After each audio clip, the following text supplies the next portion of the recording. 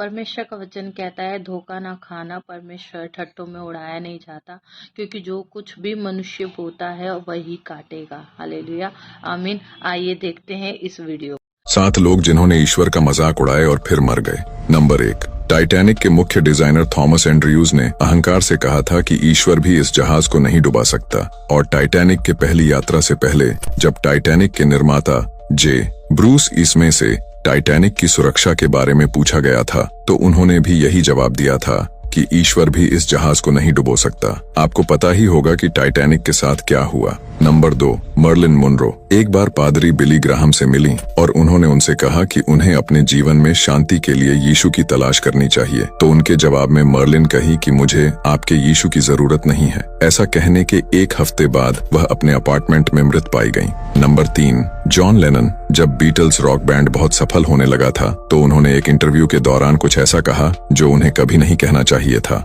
उन्होंने कहा कि ईसाई धर्म खत्म हो जाएगा, गायब हो जाएगा और सिकुड़ जाएगा। हम अब यीशु मसीह से ज्यादा मशहूर हैं। उस इंटरव्यू के कुछ समय बाद बैंड के एक फैन ने उनकी हत्या कर दी। Number 4, Bon Scott highway to hell के अपने इस गीत में स्कॉट ने कुछ ऐसे बोल गाए, oh Satan I paid my due playing in a rocking band, जिसका हिंदी में अर्थ होता है, हे शैतान, रॉकिंग बैंड में बजाते हुए मेरा हक अदा किया। इस गाने के प्रकाशित के बाद 1980 में एक रात को उनकी मृत्यु हो गई। नंबर 5, कैजुजा एक फेमस ब्राजीलियन गायक जिसने अपने एक प्रदर्शन के दौरान सिगरेट पैकेट से एक कश लिया और हवा में धुआं उड़ाकर कथित तौर पर कहा कि ईश्वर यह आपके लिए है। उस घटना के बाद 32 वर्ष की आयु में फेफड़ों के कैंसर से उसकी मृत्यु हो गई।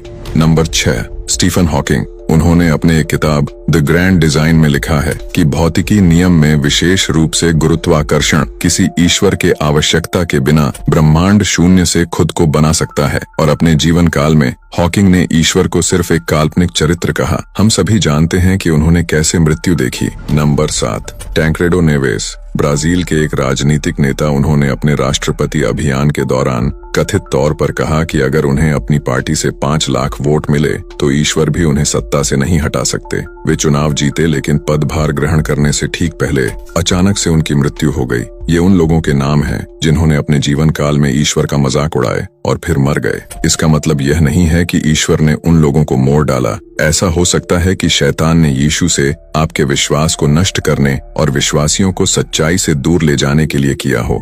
यह संभव हो सकता है कि वे मौतें शैतान ने अपने भयावह एजेंडे को पूरा करने के लिए खुद ही रची हों, ताकि लोगों के दिलों में यीशु के लिए भ्रम और संदेह पैदा हो और लोग यीशु के प्रेम और भलाई पर सवाल उठा सके और यीशु को नकारात्मक और क्रूर दिखाने की प्रयास सफल हो सके और लोग उस पर संदेह करें और यीशु को अनुग्रह और दया के बजाय न्याय और क्रूरता के रूप में देखे और उस पर से विश्वास खो दें। इसीलिए हमें जल्दबाजी में नहीं मानना चाहिए कि उनको ईश्वर ने उठा लिया होगा। ऐसा हो सकता है कि अपनी भयावह एजेंडे को पूरा करने के लिए शैतान ने मोड़ डाला हो। और आखिर में हमें हमेशा याद रखना चाहिए कि ईश्वर का मजाक उड़ाने के अपने परिणाम होते हैं।